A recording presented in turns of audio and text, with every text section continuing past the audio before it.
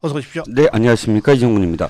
예, 윤석열 대통령과 김건희 여사 오늘 지금 공군 1호기 타고 출발했는데 네. 아직 도착 전인가요? 아직 도착 전입니다. 예. 태평양상공을 아마 날아가고 계실 것 같아요. 네. 네네. 오늘 이제 그 12년 만인가요? MB, 그러니까 이명박 대통령 이후에 국빈 방문이 네. 10수년 만에 이루어지고요. 그보다 더 앞서서 한미 동맹 70주년이잖아요. 그래요. 한미 예. 동맹 70주년.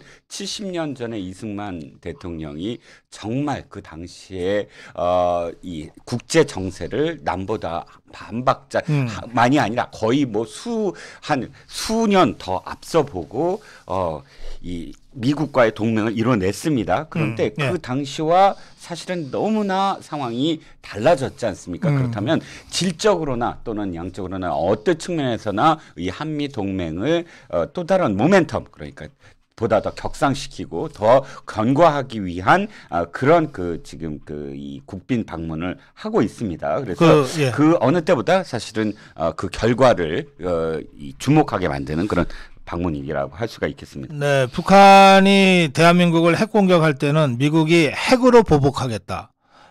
핵으로 보복하겠다는 공동문서가 추진 중이라고 보도가 됐는데 네. 이거 되는 거라고 보면 됩니까?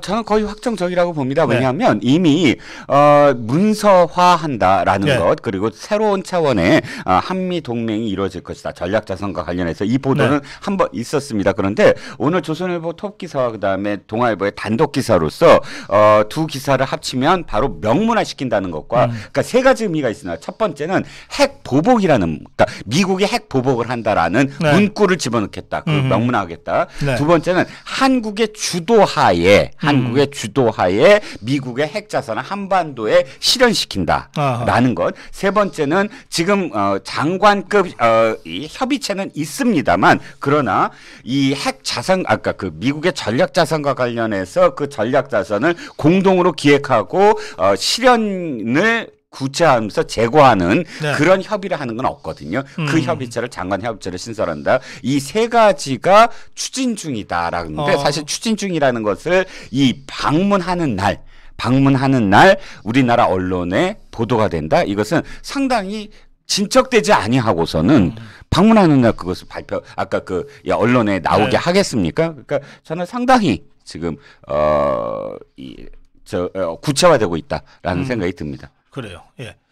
그러면 한국의 요구에 따라 미국의 핵 전략 자산을 한반도에 전개하고 북한이 대한민국을 핵으로 공격할 때는 미국의 핵으로 보복한다는 문서가 이제 공식적으로 이제 발표가 되면 네네.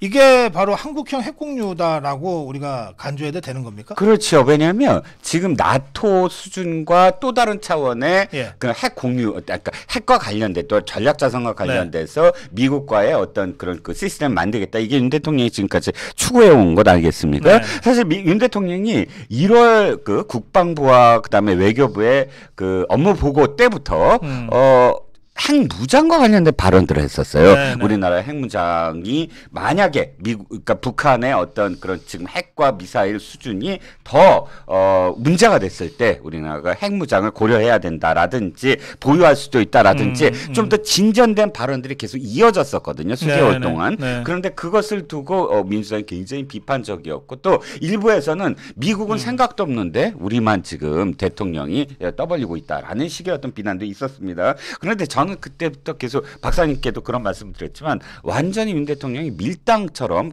미국을 좌지우지하려고 하는 게 아니냐. 네. 그러니까 이 문제와 관련해서는 우리가 확약을 받을 수밖에 없는 상황이다. 왜냐하면 북한이 이미 2022년 9월 달에 핵 무력과 관련돼서 입장을 완전히 바꿨어요. 김일성과도 완전히 다른 입장 김정은이가 밝혔습니다. 아시다시피 지금까지 김일성과 김정일과 김정은, 초기 김정은은 핵 무기가 관련해서 자위수단이라고 그랬거든요. 방어수단이라고 그랬고 네. 억제하겠다. 한반도에서 자기네들이 지금 가질 수, 그러니까 그 미국에 대항할 수 있는 건 핵무기밖에 없다. 그래서 자위수단이라는 말을 네. 계속 해왔습니다. 그런데 2022년 9월 달부터 아니 자위만이 아니라 선제 공격. 그러니까 선제 공격을 할 수 있는 것으로서 네. 법 개정을 그래요. 하고 선포를 해버렸거든요. 네, 핵무력 법제화. 핵무력 법제화. 네. 그러니까 단순한 억제 수단에서 선제 공격 수단으로 스스로 이 지위를 바꿨습니다.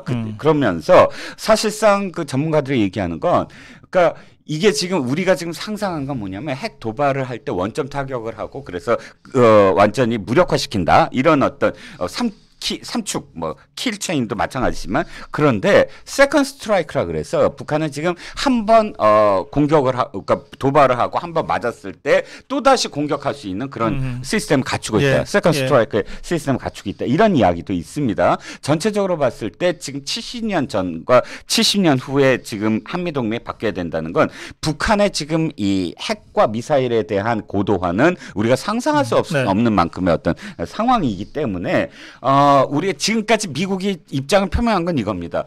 다 모든 수단을 다 동원한다. 북한이 만약 도발하면 종말이다. 그런데 이 약속이 포괄적이잖아요. 모호하고 추상적이잖아요. 네. 이 약속까지는 뭐냐면 우리나라의 대통령이 실제로 내용을 모른다는 거예요. 하지만 지금 이 명문화하는 두 가지는 핵 보복이란 그 완전히 명문화했고 네. 그다음에 두 번째는 한국의 주도하에 공동 기획하고 그다음에 그 실천력을 제고하겠다라는 그 두 가지가 나토와는 또 다른 차원의 지금 이 협정이 알겠습니다. 지금 말씀하신 대로 김정은이가 핵무력 법제화로 그동안 자기들이 선전해왔던 방어형 체제 방어형 무기에서 선제 공격형 무기로 이 성격을 바꾼 데 대한 한미 양국의 이 전환된 대응이 네. 이제 이번 한미 정상회담을 통해서 구체화될 것이다. 이제 이렇게 우리가 이해하시면 될 것 같습니다. 오명옥님 슈퍼챗 고맙습니다. 불타는 감자님은 삶은 소대가리 보고 있나 이것이 외교다 이러셨어요. 예, 문재인 정부 주사파 정권의 대미 외교와는 완전히 차원이 다른 윤석열 정부의 대미 외교, 동맹 외교를 지금 여러분들이 보고 있다. 이렇게 지금 이정근 실장도 설명하셨습니다. 자, 다음으로 갈까요? 네. 송영길이 지금 귀국했죠. 예. 제가 먼저 말씀드렸습니다. 많이 괜찮습니다. 제가 해설할까요? 예. 어떻게 보십니까? 근데 거의 아니 제가 기가 막히게 뭐냐면 예. 처음에는 개전 장군 같이 보였어요. 아직 저 기자들이 아예 동승을 했더라고요. 그래요? 이 파리발 비행기 서울차 비행기에 그래갖고 처음에 저도 이제 그 당시에 이제 방송을 하고 있었던 건데 라이브 중계를 어디서부터 하냐면 수화물 챙기는 거 있잖아요. 그러니까 그 왜 비행기에서 내려갖고 바로 그 복도 있지 않습니까? 네. 이동식 그 복도에서 내려서 수화물 챙기는 것부터 전부 기자들이 동행을 해서 근데 동영상을 찍고요. 예. 우리 이정근 실장님, 네네. 언론인 한 20여 년 하셨잖아요. 네네. 기자들이 그렇게 할 일이 없습니까? 예? 아니 무슨 전용기라면 대통령 네네. 전용기라면 가면서 뭐 네. 간담회도 하고 예. 뭐 평소에 하지 못했던 이런저런 얘기를 백브리핑처럼 할 수도 있지만 그렇죠. 이거 전용기는 아니잖아요. 예. 그러면 도대체 그 비행기를 뭐하러 같이 타? 한둘도 아닌 모양인데. 저는 어쨌든 이렇게 좀 변명을 하고 싶습니다. 예. 초유의 일이잖아요. 수십 년 동안은 무슨 한나라당 옛날에 뭐 차떼기당 돈봉투 하면서 예. 그렇게 후화문치했던 민주당이 예. 지금 이렇게 뻔뻔스럽게 돈봉투를 건넸던 그 당사자니까 예. 얼마나 뻔뻔한가를 그냥 현지에서부터 동행 취재를 하려고 했던 거 아닐까요? 저는 그거는 뭐 초유의 일이라고 하면 예. 대통령 후보가 갑자기 지가 20억 달러 받았다고 그 지가 스스로 고백한 초유의 일도 있었고. 예, DJ요. 네, 김대중이가 갑자기 뭐 모스크바인지 가서 내가 사실은 노태우 대통령한테서 20만 달러인가 받았습니다. 그리고 지가 스스로 그 고백했잖아요. 선제적 자백했잖아요. 예, 선제적. 그런가 하면은 예. 저 전직 대통령이 무슨 무슨 시계입니까 그거? 뭐죠? 파텍입니까? 아니요, 피아제인가 뭐 예. 그거 참 초유의 일이잖아요. 그렇죠. 아니 우리 자유파 대통령들은 그런 짓 하라 그래도 못해요. 예. 쪽팔려서. 그렇습니다. 그런 그 초유의 일이 한두 개입니까? 예. 이게 무슨 대단한 거라고 내가 보기에 잡범인데 예. 그걸 취재하러 그래 같이 비행기를 타고 무슨 수화물부터 그걸 촬영을 합니까? 그렇죠. 난 참네 정말. 네. 이런 사람들도 회사에서 저기 월급 받습니까? 회사에서 지시를 내렸죠. 아, 예. 회사에서 예. 지시를 내렸다. 예. 그 지시 내린 자들이 이상한 자들이. 아, 그렇죠. 이제 예, 현장 기자들은 좀 제가 예, 해명 뭐. 대신 해명을 좀 해야 되겠습니다. 그래요. 저 동료 선후배 기자들일 테니까. 아, 예, 자, 예. 그럼 그렇다 치고. 네. 그랬어요. 아, 네. 그런데 예.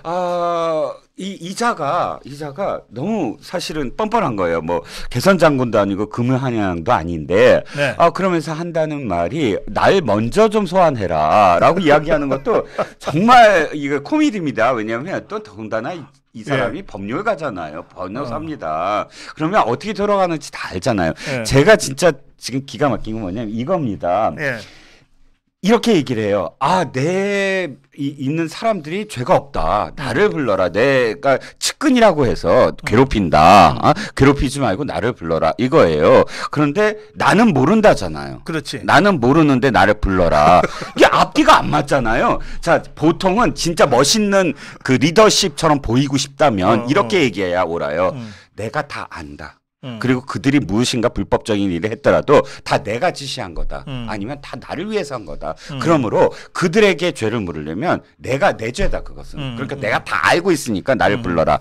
알면은 부를 수 있어요. 그러니까 자백을 하려고. 나 자백하겠다 그러면 지금이라도 당장 소환하지 않고도 달려가서 내 무슨 죄를 졌습니다 하고 다 얘기하면 돼요. 자백을 하려면. 그게 아니라 나는 모른다. 나와는 상관없는 일이다. 나는 30분 단위로 그때 뭐 행사가 있었다. 근데 나를 불러라. 이게 앞뒤가 안 맞잖아요. 부를 리도 없고. 왜냐하면 검찰은요. 지금 송영길한테 무엇인가 물으려면 다 차곡차곡 쌓아 나가야 되잖아요. 빌드업을 해야 되잖아요. 그 송영길이가 내가 망치도 맞았는데 뭐 이런 말도 했습니까? 그건 이제 이재명한테 주는 출국하기 전에 8일을 출국하기 전에 마지막 메시지예요. 너 나 진짜 놔둘 거야? 그냥 줄게? 그러면 내가 진짜 생각 있어. 이게 그때 이재명이 대선 후보 지원하고 다니다가 망치를 맞았나요? 아니면 지 당대표 선거운동? 아니. 저기 대선 때요. 대선 때죠? 예. 그러니까 이제 이재명이한테 나는 너 대통령 만들려고 망치까지 맞았어. 이 말인 거죠? 굉장히 많아요. 조목조목 다 얘기했어요. 내가 당신 대통령 만들기 위해서 인대도 끊어졌어. 내가 당신 대통령 만들기 위해서 망치 테러도 당했어. 맞아. 인대 끊어져갖고 또 쩔뚝거리고 다녔어. 그리고 그런 다음에 또 어떻게 했니? 그 다음에도 있어요. 뭐냐면 내가 5년 동안 아까 5번이나 나를 뽑아준 내 계양구 주민들하고 아쉬운 이별도 했어. 내가 당선이 불가능하다고 모든 사람들이 얘기한 또 서울시장도 나가줬어. 내가 나가줬어. 뭐 구구절절히 정말 뭐 눈물 없이 들을 수 없는 그 청구서를 파리에서 조목조목 다 얘기하더라고요. 이재명이가 시급했겠네. 아니 저걸 다 기억하고 있단 말이야? 그렇죠. 아니 그러니까 사실은 준 사람은 기억 못해요. 받은 사람은 기억하지. 자 그래서 내가 받은 사람은 기억 못하는데 준 사람은 기억해. 그런가요? 세상이 그렇게 되나? 어찌됐든요. 그렇게 해서 그렇게 얘기 다 하고 그렇게 돌아왔습니다. 돌아왔는데 돌아와서 사실 제가 이상한 게 이거예요. 파리에서 얘기한 거 그대로 얘기해. 왜 컨트롤 C 컨트롤 V요. 그러니까 복붙이라고 복사해서 붙였다 그러잖아요. 그러려면 기자회견 왜 해? 안 그래요? 그냥 파리에서 했으니까 그거 참고하세요. 그러고 들어가야죠. 근데 파리에서 얘기했던 얘기 고스란히 또 그대로 다 얘기합니다. 그래서 이자는 도대체 지금 뭐 이렇게 금이 한양했냐라는 생각이 좀 들었습니다. 그래요. 그런데 개딸들은 이게 뭐 갑자기 송영길이 아직 살아 있는데. 동상 세우는 거야. 신비와 신화를 하려면은 뭐 극단적 선택을 하든지 그 후에 하는 건데. 개딸들도요. 시겁했죠. 같이 파리에서 얘기한 거 있잖아요. 망치 테러부터 시작을 해서 시겁했지. 그래갖고 이재명을 어떻게든 보호해 주려고 지금 멋있는 사나이다. 참 멋진 사나이 그러면서 칭송을 해주는 거 아닐까요?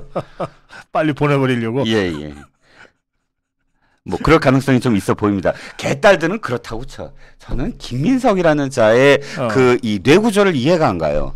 김민석이가 무슨 크레딧이 있습니까? 우리가 무슨 김민석이 그러면 네 말은 믿을 수 있어라는 어느 정도의 신뢰성이 있습니까? 정치판에서는 예. 같은 말도 김민석이가 하면은 조금 다시 한번 생각해 본다 그러던데. 그렇죠. 예, 옛날부터 왜 세자를 붙였잖아요. 어느 순간부터 민석이 아니라 민 다음에 뭐 세자를 붙였었는데 예. 그 자기의 이 말이 얼마나 신뢰가 떨어졌는지 자기도 알 텐데 내가 보증을 하겠대. 자기가 남을 지금 남의 이 신뢰도를 보증할 수 있는 그 크레딧이 있다고 생각을 하나 보죠. 진짜 궁금해지네. 예. 김민석이가 보증해주겠다 그랬을 때 예. 고맙다고 생각할까? 어떻게 생각했을까? 어쨌든 송영길이가 무력이 없는 사람은 자기가 보증하겠다라고 김민석이 얘기한 순간 그 즉시 모두 다 이제 그 이 댓글이 다 웃음의 행렬로 뭐 이어졌다는 뭐 소문이 들립니다. 아니 이것도 왜 이렇게 웃기지? 그러게 말이에요. 어쨌든 뭐 가슴이 먹먹하다는 뭐 정치인을 비롯해서 뭐 별의별 얘기가 다 있습니다. 일단 뭐 탈당을 한 것을 고마워하는 그런 느낌은 알겠어요. 나 송영길이가 탈당할 줄 몰랐거든요. 그 뻔뻔한 송영길, 그 정말 이 막말의 대가이자 정말 어떤 순간에도 눈빛 하나 안 흔들리고 온갖 말을 다 할 수 있는 송영길이 탈당을 얘기해. 와, 그래서 야 이거 고마워할 만하다. 김민석도 나서고 다 이렇게 감동스러워할 만하다라는 생각은 들었습니다. 근데 이 코미디의 클라이막스는 네. 여기 같아요. 어느 대목이요? 민족 화해의 3인가. 다 좋았어. 다 이해가 가요. 좋아. 그래. 청구서까지 다 이해가 갔어. 얼마나 억울했을 거야. 야, 내가 너한테 이렇게 다 해줬어. 야, 이심 송심 얘기도 들었고, 내가 완전히 치어리더로서 네가 당선되게 다 했어. 네. 라는 이야기, 정말 눈물 없이 못 들었습니다. 그런데 그 다음 얘기는 뭐예요, 이게? 내가 정치란 게 민족 화해의 그 뜻을 받아서 김대중 대통령의 뭐 그 뜻을 기리면서 내가 변호사로서 뛰어들어? 그것도 제가 기겁을 했고요. 그 다음에 자기는 지금도 운동하고 있다고 생각을 해? 정치를, 운동의 직업이 아니야, 자기는. 아직도 운동의 생각으로 한다며요. 직업이 아니라서. 야, 이 대목에서 참 무섭더라고요. 갑자기 등골이 송연하면서, 586들은 아직도 정말 후한무치의 끝이었구나. 그 기득권을 향유하고 온갖 정말 그 특혜를 다 받으면서 아직도 전 그 21대 국회에 물론 이제 운동권이 아니더라도 그 세대로 얘기하면 60년생에서 70년대 사이가 자그마치 거의 60% 육박한대요. 50몇 %게 중앙일보가 그때 한번 전수조사를 했거든요. 네. 이렇게 하나의 세대가 50% 이상을 차지한 게 전무후무한 국회에서 그런 상황이라고 합니다. 그러니까 이 586들이 사실은 부끄러워해야 되지 않나요? 나 잡범 입에서 민족 화해 얘기가 나와가지고 네. 나 너무 웃겼어. 그렇죠. 그 아주 친절하게 이 돈봉투도 직접 거의 진두지휘를 하면서 모든 데 다 이렇게 관여했던 송영길이가 민족 화해라니요. 전 웃으시는 것에 동의합니다. 자, 안 기사님 슈퍼챗 고맙습니다. 자, 조금 진도 나가 볼게요. 이거 기회는 찬스라고 그러나? 네. 이 개딸들이 이게 다 대의원 때문이라 그러면서 네. 돈봉투 돌린 게 대의원 표가 보통 이쪽은 권리당원이라 그러죠. 그렇죠. 권리당원 표 60표에 해당된다 그러던가요? 그렇죠. 예. 그러니까, 60대 1이라고 합니다. 예, 그러니까 이제 대의원 하나 잡는 게 권리당원 60명 잡는 거랑 똑같으니까 대의원들한테 집중할 수밖에 없고 그렇죠. 그러다 보니까 돈봉투가 돌려졌다라고 이제 보면서 차제에 그러니까 돈봉투의 원흉인 대의원제를 없애자. 그렇죠. 아니 그런데 이자들은 도대체 그 언론 보도를 안 본 걸까요? 아니면은 자당의 일에 대해서 관심을 안 둔 걸까요? 자, 다시 보시죠. 지금 당시에 2021년 5월 2일입니다. 그리고 4월 8일부터 온라인 투표가 이루어졌어요. 네. 당시 코로나19 때문에 현장 투표가 없었습니다. 대의원제를 물론 대의원한테도 온라인으로 했지만 그러나 대의원이라든지 이런 것들은 사실 현장 투표가 굉장히 중요했거든요. 이 한나라당 계열이나 민주당 계열이나 현장에서 대의원, 그러니까 물론 대의원은 저기 민주당에만 있지만 어쨌든 이 현장 투표의 그런 분위기를 휘어잡기 위해서 대의원들한테 돈을 나눠주는 것들이 횡행했었어요. 근데 당시 상황을 보면 9,400만 원이 대의원들한테 나눠진 어떤 돈이 아니었거든요. 당시 현역 의원들한테도 나눠줬고요. 당시에 그 돈들이 대의원한테 직접적으로 가는 어떤 흔적은 전혀 없습니다. 그런데 대의원제 때문이다라고 해서 자기들 세상을 만들겠다라는 거거든요. 그러니까 대의원을 없애면 권리당원들한테 다 넘어가니까. 예, 권리당원들 세상이 되는 거죠. 권리당원은 개딸들이 이제 주력이다 이거죠. 그렇죠. 이게 어디서 드러났냐면 당시에 이제 최근에 벌어진 의총에서 박홍근이의 그 적이었어요. 완전히 그 얍삽한 술수였어요. 아주 재밌더라고요. 상황이 뭐냐면 의총에서 딱 한 사람이 대의원 뭐 축소 얘기가 한번 합니다. 그런데 그것이 그냥 전체적인 어떤 분위기가 전혀 아니었어요. 그러니까 별의별 얘기가 사실 의총에서 다 나왔을 거잖아요. 그 중에 박홍근이가 다 끝나자마자 자 이제 이 4개 항으로 정리하겠습니다. 그러더니 첫 번째는 이제 연길 즉시 귀국 요청하겠다. 뭐 두 번째는 쌍특검안 뭐 분회의 상정한다. 세 번째가 이제 간호법이다. 네 번째에 이 대의원제 얘기를 쑥 끼어 들어갖고 재방을 방지 대책을 마련한다. 이렇게 해버렸어요. 그랬더니 한 중진 의원이 아니 갑자기 그건 왜 끼어들어? 그거는 지금 한 사람의 의견일 뿐이지 우리가 지금 그 총의를 모은 것도 아니잖아 하고 고함을 질렀어요. 그랬더니 박홍기가 바로 그건 빼겠습니다. 3개만 발표하겠습니다. 이래버린 거예요. 그러니까 제가 보기에는 이게 다 계획이 있구나. 그 왜 영화 대사 같다. 박홍은 다 계획이 있었구나. 다 짜고 치는 고스톱이었구나. 그러니까. 어떻게든 대의원을 지금 없애야 된다. 개딸들의 세상을 만들어놓고 내가 원내대표를 그만둬야 된다. 그래서 이재명한테 귀염을 받아야 된다. 뭐 이런 생각이 있지 모르지만 어쨌든 대의원제가 갑작스럽게 무슨 이 주범인 것처럼 부상이 됐습니다. 그러니까. 예. 그러니까 이 개딸들은 자나깨나 이재명이야 확실히. 그럼요. 자나깨나 이재명. 예. 개인을 이렇게 숭배하고 추종하는 건 정치가 아니라 종교 쪽으로 가야 되는데. 아니 종교도 제대로 된 종교 아니죠. 예. 그렇죠. 사이비 종교지. 그렇죠. 예. 자, 그건 그렇고요. 네. 이게 저 전세 사기의 출발지가 그 인천 미추홀 아닙니까? 그렇습니다. 전세 사기와 관련해서 뭐 여러 지금 사기가 있는데 거기에 전세 사기의 배후에 그 뭐 남모라고 하는 사기꾼 내 배후에 힘 좀 써준 인천 지역의 전 유력 정치인이 있다고 보도가 됐는데 이게 누구예요? 지금 송영길을 지칭하는 것 같습니다. 송영길이 직접 나선 건 물론 아닌데 문제는 이겁니다. 지금 이 미추홀에서 최근에 또 어저께인가요? 또 발생을 했는데 어쨌든 이 미추홀 구에서만 어마어마한 그런 전세 사기가 이루어졌고요. 자그마치 2,709채에 해당되는 그런 그 전세 사기가 이루어졌습니다.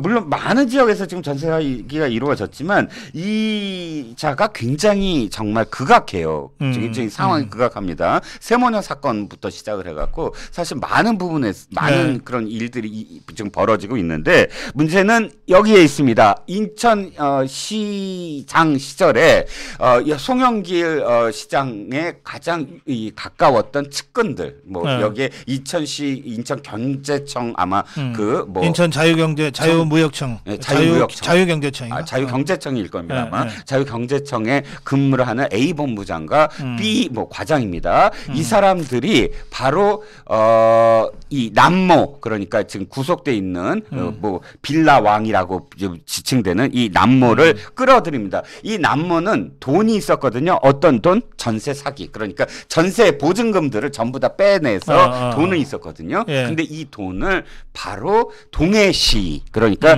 이 최문순이 지금 추진하고 있는 동해 개발 사업에 투자를 하라라고 해서 투자를 유치를 합니다. 그리고 실제로 투자를 하고요. 그 다음에 이자들은 바로 동해 그 개발 사업에 들어갑니다. 시행사 그렇죠. 그러니까 동해 사업청이 있어요. 네네. 그쪽으로 네, 자리를 동해 옮겨서 사업청으로 들어가고 자리를 그리고 옮깁니다. 나서 남모라는 자가 이 사업 시행을 따게 되죠. 네, 사업 시행 따게 되죠. 네. 그런데 최문수는 나는 모르는 일입니다라고 이야기를 하고 있고요. 네. 역시 송영길 역시 아직 이것과 관련해서는 직접적인 어떤 멘트는 안 나옵니다만 네. 그럼에도 불구하고 유력한 정치인이 있다라는 이야기는 송영길의 거기에 배우가 있는 게 아니냐라는 의혹이 지금 제기되고 근데 있는 이제 상식적으로 납득이 안 되는 부분은 뭐냐면 네. 인천 자유경제청에서 일하던 사람 둘이가 네. 갑자기 동해로 날아가서 취직이 되는 거예요. 그거 그렇습니다. 보통 그 있는 일이 아니거든요. 전혀 다르죠. 전혀 지자체의 일이라는 건 예. 그렇게 뭐 이쪽에서 일하던 사람들이 갑자기 이쪽으로 이동한다 그런 게 있을 수가 없죠. 어공도 아니고 늘공이라면 더군다나 그렇죠. 그래요. 그래서 이게 좀 뭔가 이 전세 사기범의 배후에 그 송영길이나 송영길 똘마니들이 그 층층으로 켜켜이 이 자리 잡고 있고 그것이 이 동해 프로젝트까지 영향을 미쳤을 가능성이 많다. 지금 이렇게 보는 거죠. 그렇죠. 왜냐하면 최문순 입장에서 봤을 때 네. 돈이 오는 거잖아요. 네. 지금 당장 동해 사업이라는 것이 아시다시피 강원도가 여러 가지 어떤 사업을 벌입니다만 확실하게 무엇인가 구체화되지를 못했어요. 그러니까 최문순 지사도 당시에 이 동해 사업에 아주 혈안이었어요. 근데 이 투자를 굉장히 지금 혈안으로 모집을 하고 있던 와중에서 네. 남모라는 이 사기꾼이 갖고 있는 투자를 그래요. 유치를 한 셈이잖아요. 그러면 유치해준 사람들과 함께 묶여서 아마 패키지로 그것을 받아들인 상황이 아닌가 그러니까 이 부분은 이제 앞으로 수사가 좀 본격적으로 진행이 돼야 될 거고요. 네. 사실은 이 전세 사기 배후에 야권의 유력 정치인이 있다. 이 얘기는 우리 쪽에서는 이철규 의원이 제일 먼저 얘기했어요. 네네. 그렇습니다. 제가 이게 아무리 집권당 사무총장이지만 이런 정보를 얻기가 쉽지 않았을 텐데 뭐 네. 제보를 받아서 얘기를 했다고 그러던데. 그렇죠. 근데 제가 조금 지켜보니까 이해가 되더라고요. 예. 이 전세 사기꾼인 남모라는 자가 그 유력 정치인의 백으로 동해 사업을 땄다는 거 아니에요. 네. 이 이철규 의원 지역구가 지역구가. 동해 삼척이에요. 예. 그러니까 이철규 의원 입장에서는 자기 지역구에서 벌어진 일인 거예요. 예. 최문순 때. 네네. 그러니까 이런저런 소문들을 많이 접했을 거고 그렇죠. 그 이야기들이 결국은 전세 사기의 배후에 유력 정치인이 있다라고 하는 의혹 제기로까지 연결이 된 것 같아요. 그렇죠. 그러니까 자기 지역구가 사실 많은 어떤 또 이야기들이 돌지 않았겠습니까? 그 예. 사업과 관련돼서. 그래서 아마 정보를 얻지 않았나 싶고요. 그런데 이때까지만 하더라도 유력 정치인이 최문순과 뭐 또는 성영길 측이다라고 네. 상상을 못했죠. 근데 실제로 그렇게 드러난 고리가 지금 발견이 된 겁니다. 네. 자, 이것은 이제 본격적으로 아직 수사가 진행된 상황이 아닙니다. 이 전세 사기꾼 남모에 대한 수사, 남모는 지금 다른 건으로죠. 동해의 이 건으로 지금 이 사법 처리 대상으로 돼 있는데 전세 사기와 관련해서는 아직 수사가 착수가 안 됐고, 그다음에 더구나 이 동해 사업과 관련해서는 서류 이 조작 혐의로 지금 사법 처리가 돼 있는데 네네, 그게 아니라 동해 사업권을 따는 전 과정에서 부패 커넥션이 작동됐다면 완전히 차원이 다른 대형 게이트 사건이 되는 거거든요. 그렇죠. 이건 뭐 제2의 대장동 사건이라고 할 수 있는 거죠. 그렇죠. 예. 그러니까 당시에 지금 자유경제청에 있는 ABC가 직접적으로 그러면 최문순과 거래를 했겠느냐라는 네. 거죠. 네. 그러니까 그 거래는 어쨌든 또 다른 뒷배우가 있지 않았느냐. 네. 그러니까 그게 송영길 당시 시장이 아니었겠느냐. 당시에도 이 송영길 시장이 근무할 때 이 간부들이 먼저 이 사업을 제안을 했다라는 거거든요. 그래요. 그러니까 좀 더 수사가 필요합니다. 네, 그리고 검찰 수사 이전에 강원도 자체 감사가 먼저 시작될 거예요. 그럼요. 예. 김진태 지사가 자체 감사를 바로 지시를 했으니까 네. 감사 결과 뭔가 심각한 불법이나 탈법 사안이 확인이 되면 검찰 수사 의뢰하지 않겠습니까? 그렇죠. 이제 그런 방식으로 해서 이 사안 제2의 대장동으로 갈지 어떨지 조금 더 지켜볼 필요가 있겠습니다. 네. 자, 마지막 주제입니다. 뭐 제3지대에서 무슨 신당이 하나 뜹니까? 아니 그 금태섭과 김종인이 만나서 뭐 제3 얘기를 했습니다. 뭐 네. 토론회라고 생각을 하고 이상민도 참여를 했다고 하고 네. 하니까 뭐 이게 토론이야 공론의 장으로 뭐 언제든지 필요하겠죠. 그런데 갑작스럽게 무슨 단독 기사가 떴는데 추석 전에 만들겠다 이렇게 표현을 한 거예요. 그러니까 이제 날짜가 특정이 된 겁니다. 그러니까 이제 좀 언론에서 오늘 내내 좀 이렇게 방송에서도 좀 붐업이 됐어요. 그런데 도대체 실체가 없죠.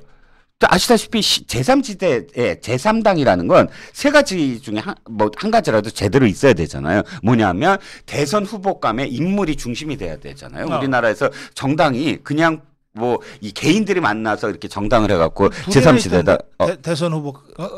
제가 폄하하는 건가요? 혹시? 아니, 둘이나 있더라고요. 김종인이가 있잖아요. 예. 그 사람 기회만 되면 다시 대선 나가려고 지금도 열심히 하고 있는 거 아니에요? 그런가요? 대선에 예. 나와본 적이 있나요? 있죠. 근데 대선에 어떤 지난번에 2016년, 17년 때도 저 출마했다가 며칠 만에 접었어요. 출마 선언도 했고요. 그럼요. 제가 너무 폄하하고 있구나. 출마 선언 했더랬어요. 그렇군요. 근데 워낙 사람들이 우리 정치평론가 이종근 님조차도 모를 정도로 사람들이 완전히 전문 용어로 개무시해버리는 바람에 대선 후보로 대접을 못 받았을 뿐이에요. 아니 저도 예를 들어서 지지율 5% 정도의 그런 그 반열에 오르는 후보는 기억하거든요. 예. 허경영도 기억을 하는데. 하여튼 저 출마한 적이 있어요. 그렇구나. 그리고 여전히 저는 출마의 꿈을 접지 않았다고 생각합니다. 그렇군요. 예. 그럼 또 누가 있죠? 금태섭이 대선 후보인가요? 아니 혼자서 무슨 짓이는 못해요. 네, 그렇군요.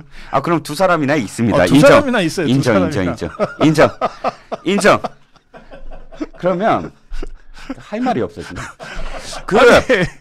저 전국구 조폭들이 제일 겁내는 게 중2라는 거 아니에요.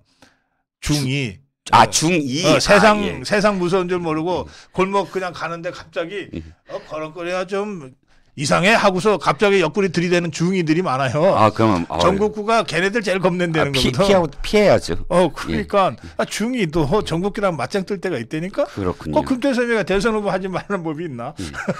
그렇죠. 인물은 있다고 치고요. 그 다음이 이 어떤 뭐랄까요? 저는 그러니까 캐치프레이즈나 혹은 무엇인가 이게 이념 내지는 뭐 정치적인 어떤 색깔. 그러니까 깃발이 있으면 깃발 얘기 많이 하는데 그래요. 깃발에 색깔이 있어야 되잖아요. 색깔이 있어야죠. 그럼 무슨 색깔인지 모르겠더라고요. 금색 아닌가? 오늘 준비하셨죠? 난 이거 준비 안 하면 박사님이 이렇게 순발력 있게 바로바로 나오시지 않을 것 같은데.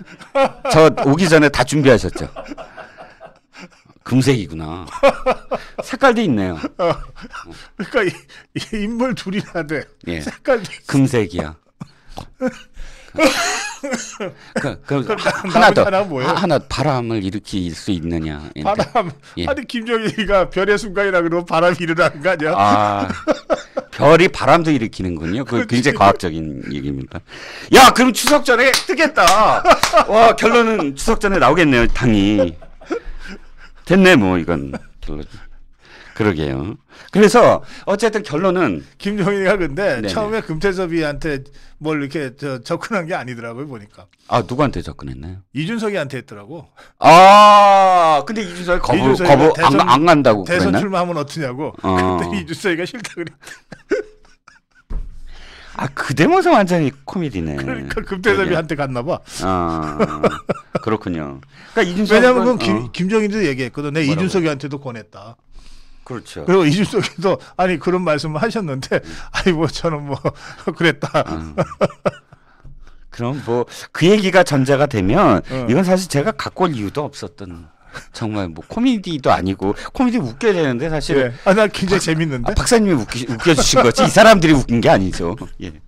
박사님이 많이 준비해 오셔갖고 코미디로 됐습니다. 승화됐습니다. 코미디. 감사합니다. 근데 이것들 왜 이래요? 이것들 왜 이래요? 저는 이게 좀 관심이 떨어지면 언제나 이렇더라고요. 사람들의 관심이 좀 벗어나면 관심을 좀 받기 위해서. 김종인이라는 사람도 사실 이 선거 때만 되면 관심을 받기 위해서 굉장히 노력을 하잖아요. 여기 근데 굉장히 중요한 말씀 많이 예. 사람들이 그런 심리가 있는 모양입니다. 어떤 심리요? 문재인이도 했는데. 그렇죠. 문재인이도 했는데. 그쵸. 이 말이 되잖아요. 그렇죠. 금태섭의 입장에서야 내가 문재인이도 했는데. 그렇게 얘기하면 금태섭도 훌륭하죠. 아이, 그럼요. 예. 훌륭하죠. 예. 훌륭합니다. 상대적으로.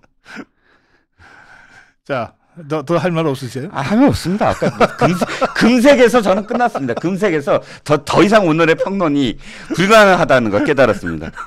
박사님 이기셨습니다. 아, 참. 네. 내가 이종건을 이겨본 게 지금 몇 년 만인지 모르겠네. 근데 저는 있잖아요. 네네. 이번 주에 굉장히 중요한 사건으로 이걸 봅니다. 어떤 거요? 지난 일요일 날 그 한 단체가 출범했어요. 예. 제가 몰랐군요. 예. 고위공직자 특혜 철폐 국민운동. 오, 굉장히 의미가 있네요. 예. 장기표 대표가 총대를 맸어요. 예, 또 총대를 매셨네요. 아유, 네. 집만 이렇게 늘 그래갖고 지우십니다. 예. 고위공직자 중에서 특히 국회의원 철폐, 특권 철폐에 음흠. 1차 타깃을 하고 네. 세 보니까 186가지의 특혜가 있더라. 아직도요? 예. 예. 그래서 그거 철폐하는 운동을 하겠다 그러는데 네. 오늘도 저 잠깐 통화를 했어요. 네. 5월 31일 날 꼭 같이 하자 그러더라고요. 네. 그 5월 31일 날 뭘 할까요? 그랬더니 고위공직자 중에서도 국회의원들의 특권과 특혜가 제일 많은데 네. 이자들을 우리 자유파 대한민국 국민들이 손에 손잡고 포위해버리자 그러더라고요. 국회를 한 바퀴 포위하는 인간띠 운동을 5월 31일 날 하자는 거예요. 네. 근데 5월 31일이 무슨 의미가 그냥 있죠? 외우기 쉽게 5월 마지막 날. 네. 그렇군요. 예, 전 또. 예. 근데 저는 이거 굉장히 의미 있다고 봅니다. 의미 있죠. 최근에 왜 네. 여론조사 각종 여론조사마다 어느 정당도 지지하지 않는다는 무당층이 굉장히 많다는 게 조사되고 있잖아요. 그렇죠. 이번에 총선에서 네. 제1당은 무당이라고 그러더라고요. 그러니까요. 예. 그 무당이 그냥 무당이 아니고 기존에 그 맨날 정쟁만 일삼는 개콘보다도 못한 기득권의 쩔은 이것들 다 꼴보기 싫다. 이게 무당 아닙니까? 그렇죠. 그러니까 이 이른바 무당층의 정서는 바로 특권 철폐 정치 개혁과 딱 맞닿아 있는 거죠. 네. 그러니까 여기에 불을 지르겠다는 거거든요. 그렇죠. 그러니까 저는 굉장히 의미 있는 중요한 그 단체의 출범이고 운동이다. 그렇게 일단 평가합니다. 그렇죠. 이재명의 방탄 그리고 민주당의 방탄을 지켜보면서 더 이상 좌시할 수 없다라는 국민적인 그런 그 분노가 있거든요. 그렇죠. 그 방탄이 갖고 있는 특권. 그러니까 왜 죄를 지었는데 불체포를 체포를 당하지 않느냐라는 것을 상식적으로 봤을 때 그것을 포함한 186가지의 그 특권에 대해서는 우리가 국민들이 정확하게 알아야 되고 거기에 대해서 같이 동참하시는 분들이 참 많을 것 같습니다. 그래서 제가 이제 이 특권 철폐, 고위공직자 특권 철폐 국민운동본부를 이게 이제 자유파 쪽에서 하는 운동 아닙니까? 네네. 이게 그동안 이런 운동은 되게 좌파들한테 선점당해왔거든요. 그럼요. 예. 마치 기득권이 우파인 것처럼 그렇죠. 그렇게 공격하는 프레임을 당해왔죠. 근데 지금 우리가 먼저 지금 깃발을 높이 세웠잖아요. 그래서 저는 이거를 국민의힘에서 빨리 받아라. 국민의힘에서 특권 철폐, 정치개혁을 국민의힘의 어젠더로 만들어라. 근데 지난번에 했잖아요. 그 하영재. 체포동의안. 네네네. 그때 58명인가가 우리는 불체포 특권 포기하겠다. 자기들 각서 쓰고 서명했거든요. 그렇죠. 제일 큰 특권이 불체포 특권이잖아요. 그렇죠. 그거 포기한 국민의힘 의원들이 다른 거 자잘구레한 거 포기 못할 이유가 없잖아요. 그렇습니다. 지금 총선을 앞두고 사실은 개혁을 누가 먼저 선점하느냐 싸움이거든요. 그렇죠. 근데 저쪽은 이미 늦었어요. 타이밍도 늦고 점점 이렇게 고립되고 있거든요. 그렇죠. 이때 저쪽을 비난만 할 게 아니라 우리 내려놔. 뭘 내려놓겠다라고 던져야 되는데 그걸 빨리 해야죠. 그렇죠. 국민의힘. 더구나 이게 장기표 대표가 깃발을 들었기 때문에 장기표 대표가 이 의젠더를 저 좌파들한테 뺏길 리가 없잖아요. 그럼요. 근데 국민의힘이 안 받으면은 그냥 고고하게 홀로 제3지대에서 할 수밖에 없어요. 국민의힘이 빨리 이것을 전폭적으로 받으라는 거예요. 그렇죠. 그래서 자기들 특권 내려놓겠다고 하면 되는 거잖아요. 실제로 내려놓으면 됐지. 그렇죠. 예? 그럼 뭐 얼마 한다고 그거. 그 공항 가갖고 의전 하고 뭐 이런 거 있죠. 로비 그 저기 사용하고 라운지 사용하고 이런 것들이 다 거기 포함되어 있는 거잖아요. 그거 내가 이제 국회의원하고 이제 같이 뭐 동행할 일이 가끔 있었어요. 네. 굳이 그걸 뭐 VIP실로 가서 커피 한 잔을 마시고 뭐 이러더라고. 그래서 난 빨리 가는 줄 알았어. 비행기가 왜 빨리 가요? 같은 비행기더라고. 같은 비행기 같이 타죠. 아니 그걸 뭐하러 그래. 예. 별것도 아닌 거 가지고서 그런 데서 특권의식 남과 다르다. 지 남과 다르다라는 거예요. 예, 그래갖고 거기 저 공항에 나와 있는 그 의전 담당하는 사람이 또 앞장서서 막 길 나와야 만들어 갖고서 가십시오. 그냥 비행기가 빨리 뜨는 줄 알았다니까. 그 사람들만 위해서. 예. 아니야 같은 비행기야. 전용 비행기가 따로 있는. 예. 그러니까 그런 것들 다 내려놓자니까. 예. 예? 그러면 국민의힘이 이긴다. 네.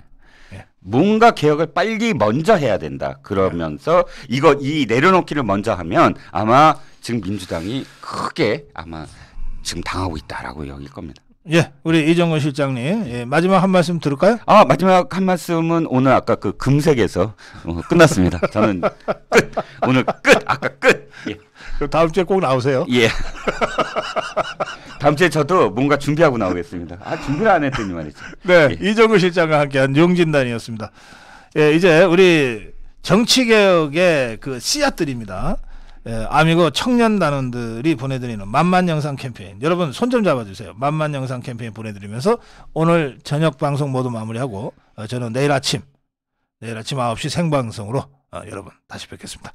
자, 이정근 실장과 함께 인사드립니다. 네, 고맙습니다. 감사합니다.